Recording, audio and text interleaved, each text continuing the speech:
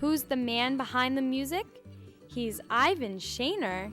When I got my first professional radio announcing job in 1954, I think, at WHAT-FM, they said to me after I passed the audition, "Well, Ivan, what name are you going to use?" Ivan Shaner became Gene Shay thanks to some friends at Temple University.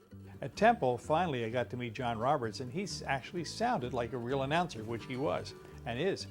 And he would inflect and, "Hello there, hey, Ivan, how are you today?" From WHAT to WXPN, where today Gene is playing folk music on Sundays. I got involved in folk music in the 60s, so involved that I helped form the Philly Folk Festival. I became a big mahoff in the folk music world. After doing a show for almost 45 years, I've interviewed everybody in folk music just about. Well, every movement needs a father figure. Gene Shay, perfect in that role. Not too fast now. I'm an old guy. It's been a wonderful career doing folk music. Yeah, well, at my 40th anniversary concert, see, when after 40 years, somebody decided I should have a concert, and it was great because who attended that concert? Arlo Guthrie, John Prine, Tom Paxton, Tom Rush, Chris Smither, Julie Gold, who wrote From a Distance. My partner surprised me by having this little bobblehead made of me, and it's very realistic. In fact, if you look at the bobblehead, then you look at me and I bobble my head, we're twins. I consider this man a national treasure. He's as responsible as anybody else on the programming end of things for the folk music revival of the 1960s. Gene Shay? Gene Shay is one of my favorite people on the planet. This is Gene Shay, wishing you the very best. You have a good life, and thanks for listening. John was one of my first students. The first role I saw him play was Satine in Lower Depths, and it was really incredibly powerful for such a young actor to play such a sophisticated role that demanded so much. I later saw him as Autolycus in Winter's Tale. And I really loved that role because he brought a certain joy to it that was necessary. What comes to my mind is wonderful sense of humor, really fun.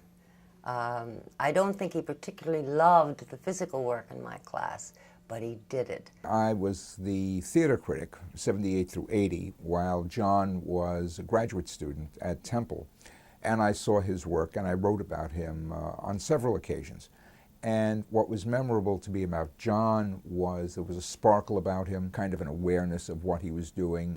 Putting your daughter through college, that's a man's job. Man's accomplishment.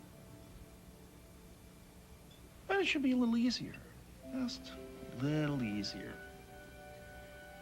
Because in that difference is everything. An intelligence about what he was doing. Man to man. What do you want to know? Well, everything. Daniel, nobody knows everything about sex. It also seemed that there was a certain humor, particularly in lighter roles. I got a cheese sandwich, I got a bologna sandwich, I got a tuna sandwich. I'll take a cheese sandwich. Me too. No, you're not listening. I said I got a cheese sandwich, a bologna sandwich, and a tuna sandwich. Actors are pretty much known for their egos.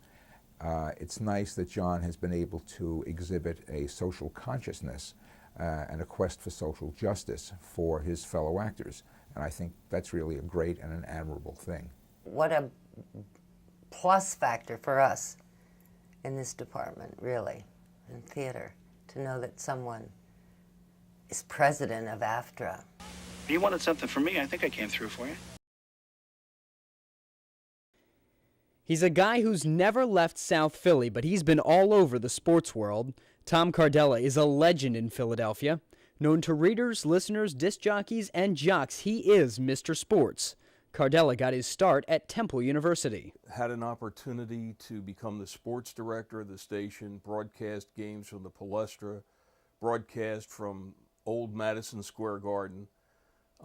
Just a tremendous thrill. I met a fellow by the name of Chuck Sherman there. Chuck got me my first job in Philadelphia radio as a jazz disc jockey at WHAT-FM. Merrill Reese is really like a brother to me. Merrill was a freshman when I was a senior. And I remember orientation when they brought in the seniors, the staff from WRTI, and Tom was introduced as the sports director. And I looked at him and instantly I had a hero, somebody to look up to. Cardella loved sports, but at Temple he discovered there was much more to life in radio. I was always a big sports fan, but I had this whole new interest opened up to me of jazz music and blues. Graduation brought a full-time radio gig at WHAT. I worked with Merrill Reese. We did play-by-play of Big Five basketball on WHAT. I owe my career to Tom for the guidance and for the friendship and for the loyalty and for the teaching, for the actual teaching about broadcasting that he imparted to me. In 1983, I joined WIP and then moved over to WYSP, where I did the pre- and post-game shows, Bill Berge, Johnny Sample. I have learned so much from Tom Cardella, and it was almost like going to school as I was sitting next to him doing this post-game radio. Athletes and disc jockeys alike, they all love to work with Tom. I miss working with you every week. I would kill to work with you every week again.